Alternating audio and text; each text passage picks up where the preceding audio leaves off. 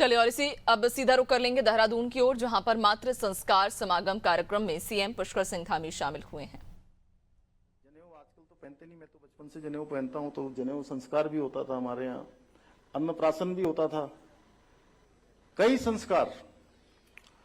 तो अब बाल बांध रखे थे, ऐसा नहीं लगता था कि लड़का है कि लड़की है, समझ में भी नहीं आता था। कई बार छोटे बच्चों में ना ये समझ में नहीं आया। जयपाल जी आप, हाँ, तो बड़े बड़े बाल थे। तो फिर वो अब वो माता जी आगे आगे जा रही, मैं पीछे पीछे जा रहा हूँ। पीछे से जैसे गाय के पीछे बच्चे नहीं जाते, बच्चे बछड़े छोटे छोटे बच्चियां जाती है ना, बच्चियां, वैसे दौड़ रहा हूँ। तो एक जगह वो गधेरा जहां पर आया, वो गाड़ आई, तो पत्थर उत्थर थे बीच में, माता जी फटाफट कूद गई। अब उस समय तो अब ये 70-72 साल की हैं, तो उस समय उनकी उम्र रही होगी 20-22 साल। तो मैं तो बहुत छोटा था, 4 साल का। तो मैंने भी कूद मारी। जैसे मैंने कूद मारी तो मैं घड़ से गिरा उसमें, पत्थर में। और मेरे यहाँ पर अभी भी घाव है ना, ये घाव उसी का है सर में। और उस समय फिर कुछ नहीं, उन्होंने अपनी धोती फाड़ी और धोती फाड़ के मेरे सर को ऐसे बांध दिया, और कोई दवाई नहीं साली, उसी से ठीक हो गया। और ये घाव लेकिन हमेशा के लिए आ गया ये। तो उस समय में इस प्रकार का वो होता था, एक लगाव था कि अब ऐसा भी नहीं था कि माँ के बिना उस समय रह नहीं पाते, लेकिन अब वो पीछे पीछे जाना था कि माँ जा रही तो हम भी जा रहे हैं। तो ऐसे अलग कुछ रिश्ता होता था, और हम छोटी छोटी बात भी अपनी माँ से बहुत सहजता से कह सकते थे। और हमारे पहले के समय में संयुक्त परिवार में रहने का एक अलग अनुभव होता था। घर में दादा हैं, दादी हैं, ताऊ हैं, चाचा है, चाची है, ताई हैं, सब भाई बहन एक साथ रहते थे।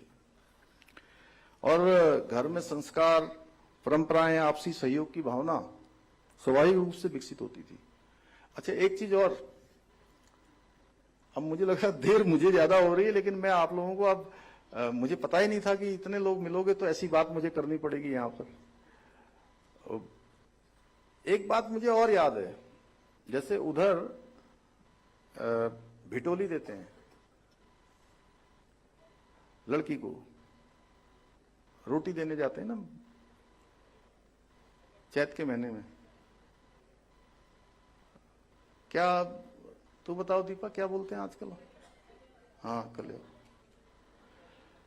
तो भिटोली, तो अब वो पहले क्या था, हमने ऐसा देखा कि घर में ना प्रशांत जी ऐसे कि घर में भाई साहब जो है, अब चूंकि वो भिटौली आती थी तो सब आसपास के लोगों को भी जो है उसमें से खिलाया जाता था।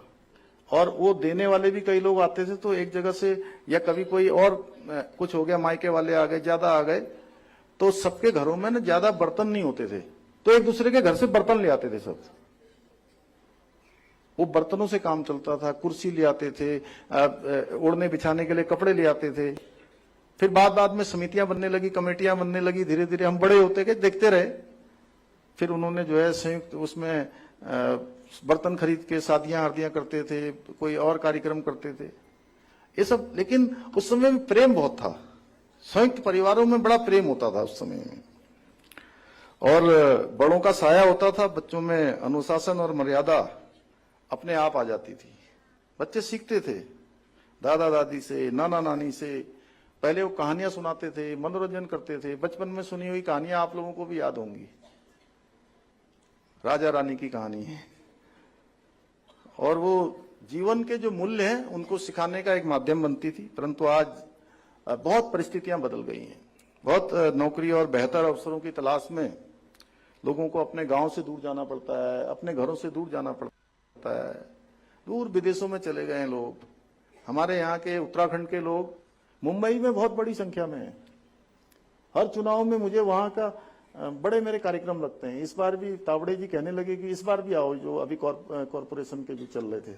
मैंने कहा अब इसमें रहने दीजिए, इसको कर लेने दीजिए।